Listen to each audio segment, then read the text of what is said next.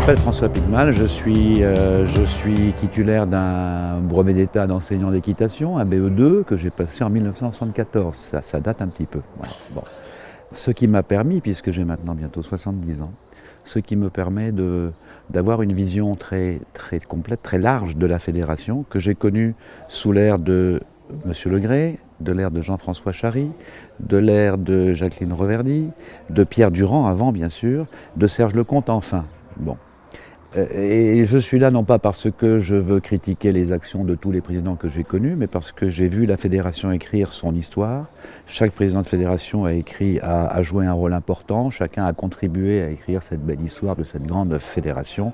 Mais aujourd'hui, je pense qu'on arrive à une période nouvelle qui mérite de partir sur un autre projet. Je soutiens Anne pour plusieurs raisons. D'abord, Anne est complètement en phase au niveau de son âge avec notre fédération. Notre fédération a besoin d'avoir une présidence, une gouvernance rajeunie. Serge Lecomte, à mon âge, vous voyez, moi-même, je n'ai aucune intention de me présenter en tant que candidat à la fédération. Je ne cours après aucun siège électif, mais je pense que la fédération doit être prise en main par des profils qui ressemblent à son terrain, au terrain de la fédération. Et le projet de la fédération construit par Anne part du terrain et a été construit suite à pratiquement un an de visites terrain dans tous les départements de France, de centaines de tête-à-tête en face à face avec des dirigeants de club.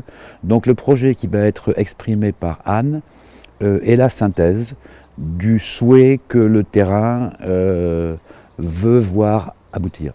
Le plus important, c'est qu'il y a une volonté très forte de décentraliser et de refaire partir l'équitation depuis les clubs. Ma vision de l'équitation, c'est que je crois qu'on est un sport, on est une grande fédération sportive au sens coubertin du terme. On est un peu cloné en tant qu'enseignant d'équitation pour former des gens assez rapidement, pour qu'ils atteignent assez vite la compétition, etc.